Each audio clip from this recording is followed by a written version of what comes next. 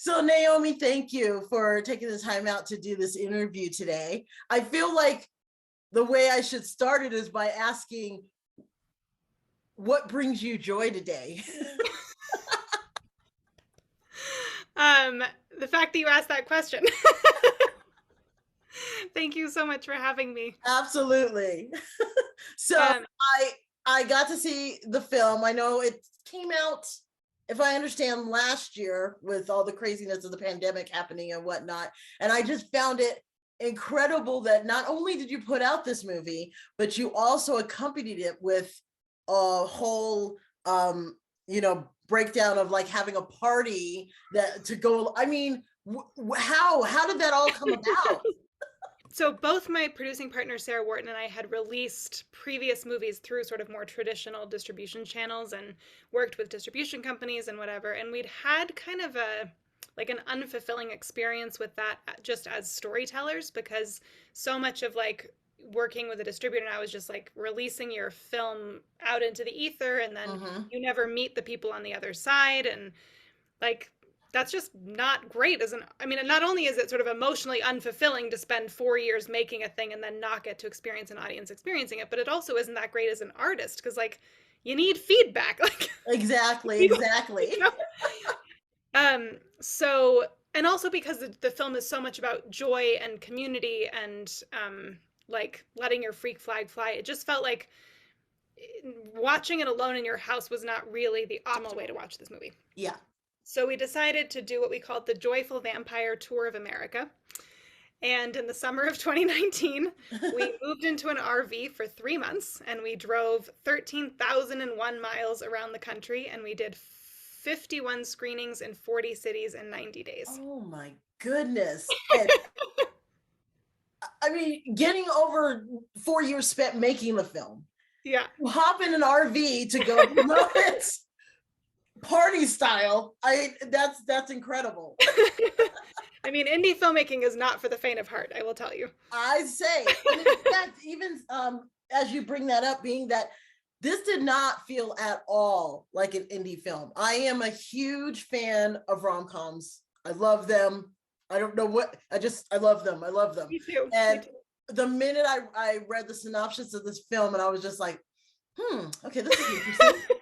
I still knew I wanted to see it. And so, watching it, I immediately fell in love. It has everything your big Hollywood rom-com would have, but still so endearing. And it was all done on an indie budget. I found that absolutely fascinating. And you brought up that one of the reasons that it led to this film, which I would like you to expand on a little bit more, was the Princess Diaries. When I heard this, I was like, okay, I can see a vampire rom-com heading into it. Okay, let's hear this. Sure. Yeah, I understand. It needs a little explanation. So when I was 13, I went to go see The Princess Diaries in a movie theater.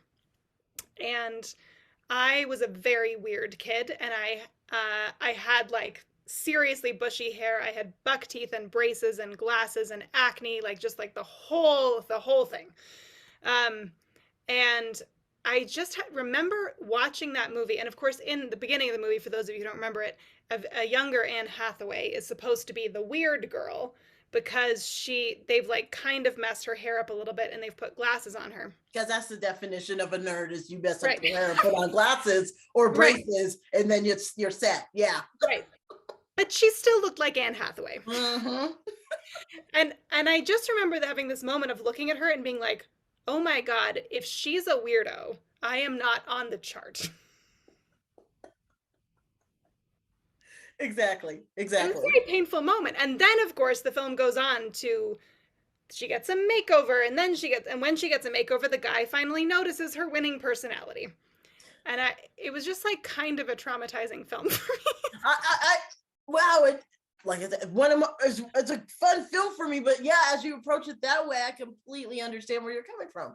Yeah. I completely understand. And so when I grew up and became a filmmaker, I kind of had this like seed in me of like, I want to make a film where the girl is actually weird and she doesn't have to change who she is to find love. So you pulled a Lin-Manuel with this, I have to say. You decided not only to write and direct, but also star in it. How do you handle wearing all three hats when it comes to creating your own film? So I should clarify, I didn't direct it. Meredith directed yes, as a writer, yes, that's correct. Yeah. So I wrote and acted and produced, which is I'm sorry, produced. That's what it was. It was produced, not directed. Still three hats, still amazing. Still how did you balance all of that, being on set, to run lines, to, you know, handle anything behind the scenes and handle any rewrites if there were any? How did you do it? So I believe very much in sort of segmenting these roles as much as possible.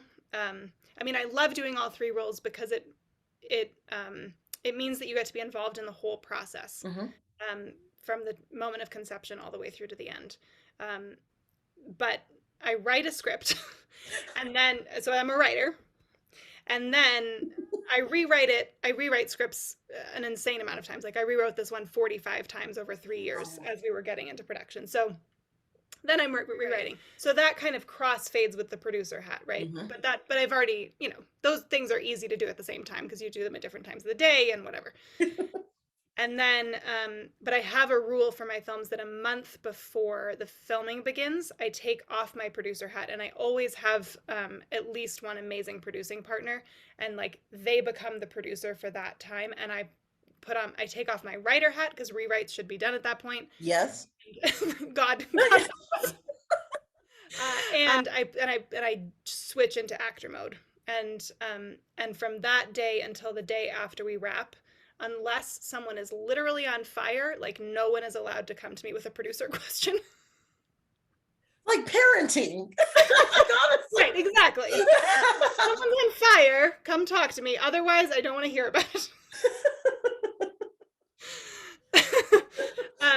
But it's really important because acting, and particularly playing the lead in like that's a big thing all its own, and like it's a very, very different headspace you have to get into, and I can't hold that space and do the job I need to do if I'm also worrying about like, oh my God, we just lost this location, and why is that person leaning on that wall, and like these things.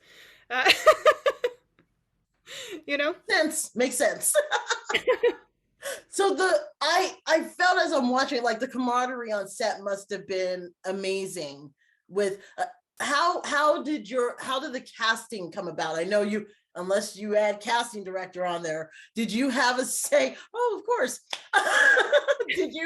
How did you choose who came aboard for this project? Yeah. I'll talk about casting in a minute, but to address your first point, our executive producer, Jack Lechner, has this theory of film that the story of every film becomes the story of the making of that film. And which is generally proves to be pretty accurate.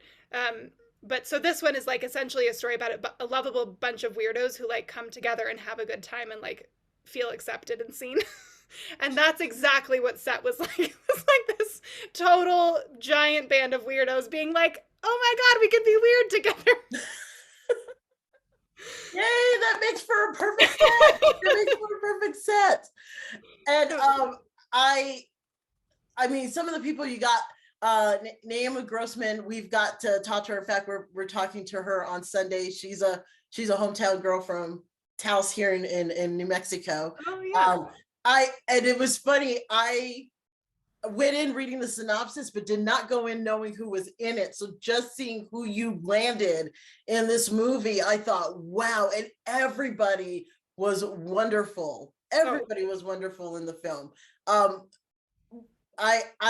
guessing what, as you said, what we felt on set is what we saw in that film. Totally. And I mean, I can't overstate how lucky we got with this cast. I mean, as you said, everyone just absolutely nails their part. And, you know, we were casting name actors for 3 of the roles, meaning like famous, you know, people recognizable actors, which is a really hard process as an indie film, like a little indie film, because you don't actually get to audition those people. because the agents won't let you. It's like a power play thing. So they'll be like, you can offer this person the part, but you can't audition them. So you have no idea how wow, that's kind of scary as an indie It's filmmaker. super scary. And Yeah. so like, I mean, you obviously, because they're a known actor, you can watch their past work, but you also don't know if they're going to be an asshole. Yeah, exactly. Exactly. Or like impossible to work with, or and the biggest danger there was that we were casting James, the male lead in the film, as a name actor, and so we weren't going to get to do a screen test between the two of us. And as any rom-com lover knows, if the two leads don't have chemistry, your It film doesn't is work. toast. Yep. Like, it doesn't matter how good anything else is, the film's not going to work. And so we had this kind of scary gamble of we wanted to offer Christian the part, but we couldn't audition him. And so finally we got his agent to let us have a meeting with Christian. Mm-hmm. Not an audition, but a meeting. And so it was decided that I needed to go be the one to go to this meeting to like covertly suss out if it seemed like we might have chemistry.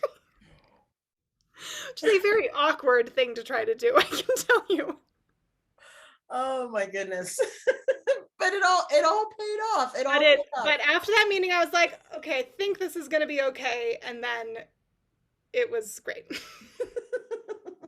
And this is not your first film.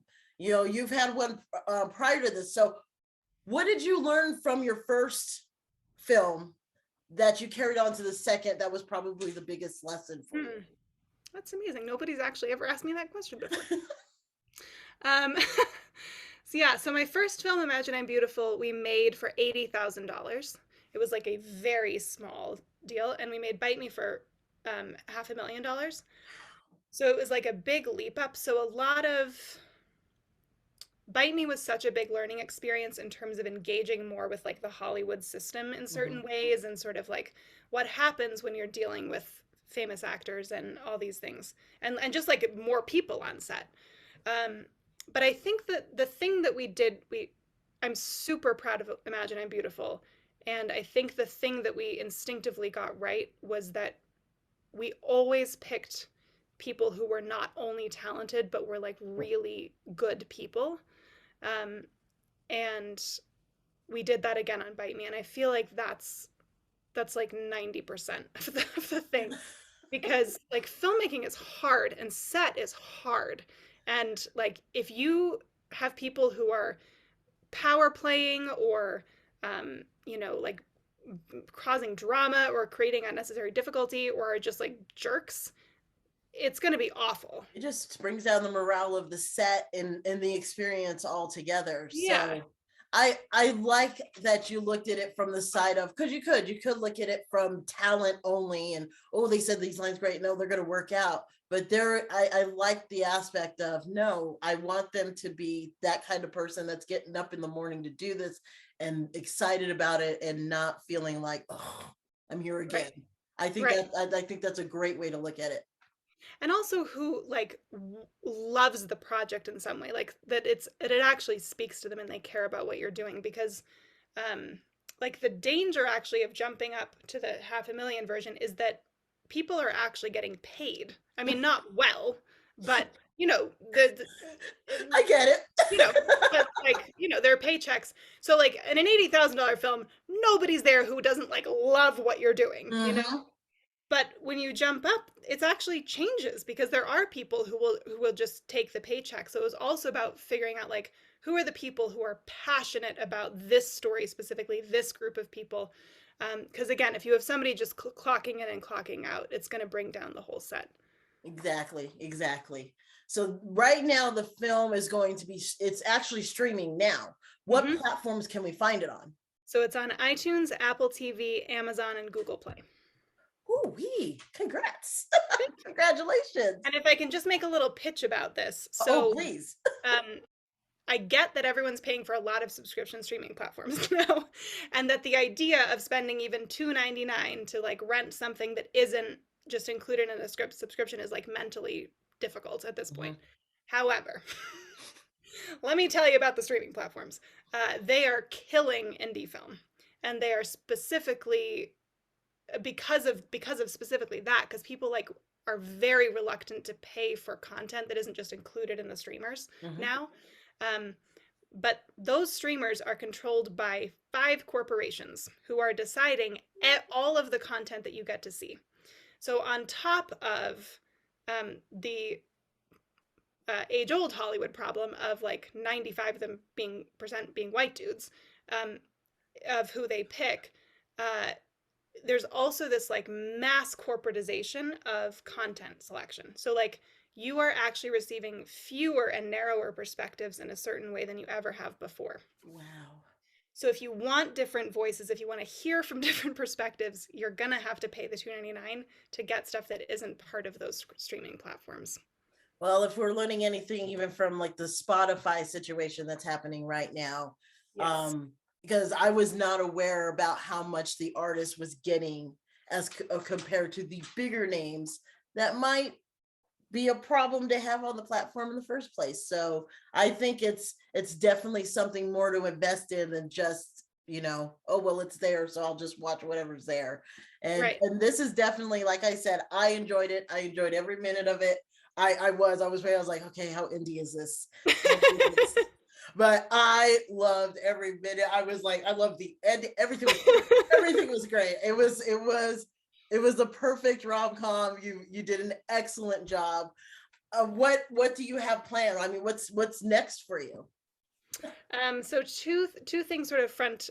So Christian Colson, who plays James in the film, and I have actually now co-written a TV series version of Bite Me that we're shopping around. So hopefully we'll get to make that. And then we just set shoot dates for my 3rd feature film for March of 2023, which is called Hammond Castle. And it's a magical realism piece about a 7-month pregnant woman who gets locked overnight in a castle full of famous ghosts. Oh my. I'm going to have to pick your brain on how that comes out. Definitely going to have to pick your brain on that. Naomi, thank you so much for taking the time to talk to us today. Congratulations on the film. And everyone, please go out, watch this, pay the $2.99. It is worth it. I'm telling you, it's worth it. Thank you again for talking with me today. Thank you for having me. Yes, and I'm going to watch it again today. Good luck to you on future endeavors, and I hope to talk again soon. I would love that. Thank you again. Thank you.